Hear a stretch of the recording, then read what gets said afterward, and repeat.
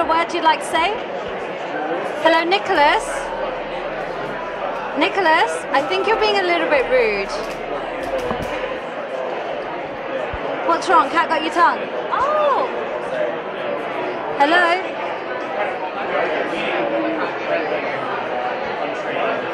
Well, it's great. He's a rescue cat, and right now he needs some rest. Thank you very much, Nicholas. It's been real.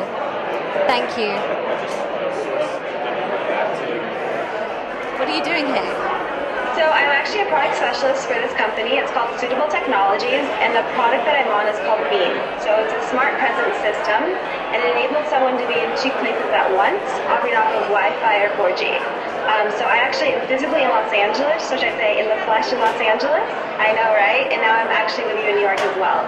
So it's great. It took me like 3 minutes to get here. And I don't have to work with like flight delays or anything like that.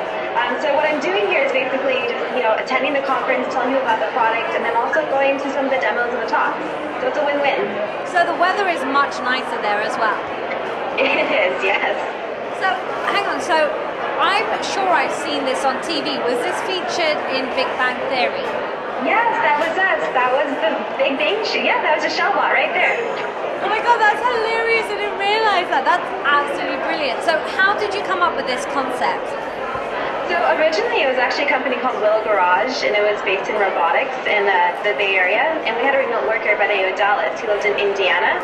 And he wanted to feel more a part of the culture community within the company that he wasn't physically at. So it was robotics, and he's an engineer. So he developed TechSty, which was the prototype for this product. And that was what was featured in the Big Bang Theory. And through there, our CEO saw it, and he's like, this is a great product, I want to commercialize it. So that was the birthing of Suitable Technologies, and the product you see right before you, Beam Pro. Which celebrity would you want on one of these? Beyonce, hands down. Beyonce? Yes, I think you just sang music to my ears. Do you want to give us a few lyrics? I woke up like this, I'm flawless. Beam on, baby, beam on. Oh my god, she dancing! Yeah, we can dance. Hey, hey. If you like it, then you should have put a ring on it. Fantastic. Well, thank you for stopping by and talking to us. My pleasure. Check us out at suitabletech.com and beam on.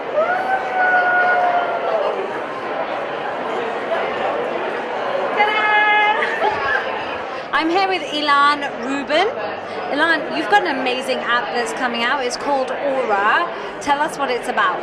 So Aura is a nightlife platform that enables users to figure out what areas are trending and for users to connect before they go out. We're trying to solve the problems of what do you do and who do you meet.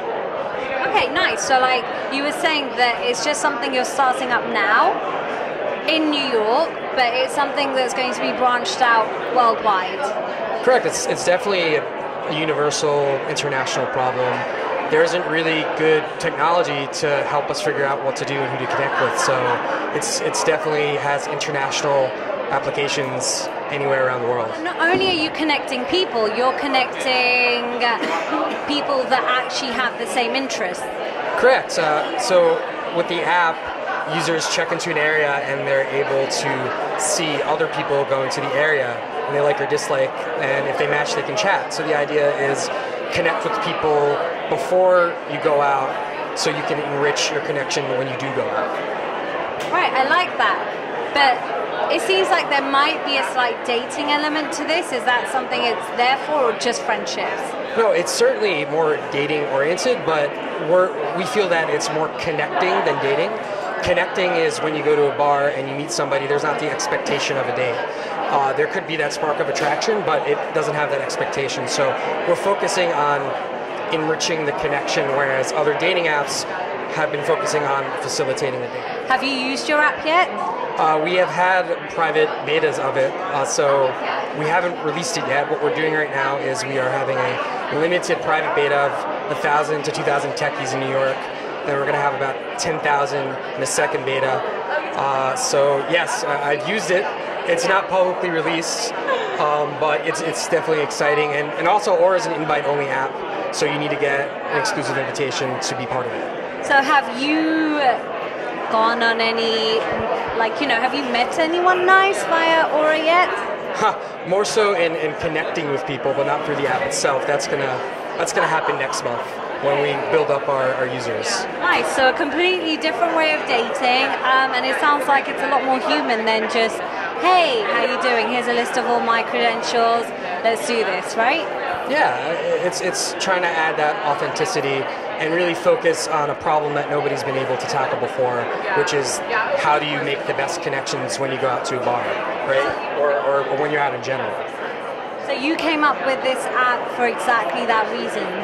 Well, so I was at this, the app, the genesis of it is I was at this bar in New York City, and I was actually with my co-founder, who's my CTO, and we were just looking from afar, and it was all these guys going up to girls and getting pushed away. And in that moment, I was like, there has to be a better way. There has to be a better way to connect people around us. So the initial concept was really figuring out how do we do that, and what the app is now is our best efforts to enable people to do that. So that was the initial problem we saw.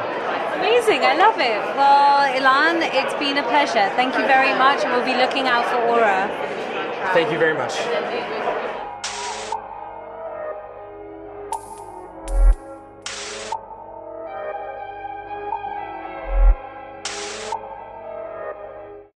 I'm here with Shannon Bender. Hi Shannon, how are you? Great, how are you? Very well, thank you. Now, I love that you have this amazing project that you're doing. Tell us a bit about it. Yeah, definitely. So I have a project called Girl Powered Network. And Girl Powered Network is a new platform for young women that are millennial entrepreneurs to connect, have access to interviews, resources, mentorship, and also offline meet events where they can kind of build a community. So I think that's one thing that's really lacking in the world of entrepreneurship for women. There's a lot of platforms out there that are for women entrepreneurs that are 30 and up, but there's not a lot of things that are targeted towards attracting my generation and my demographic. So how did you come up with this concept? So I actually am a writer and editor for Secret Entourage, which has a similar platform, but they're very branded towards guys, no offense.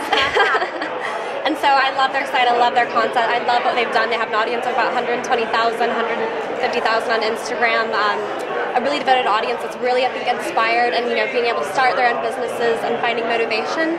And so I saw that, and that was kind of what motivated me to take that same concept and do the same thing with Girl Powered Network. So I've actually been working with the CEO and founders of that company to produce the same version of the same thing, but very female-based.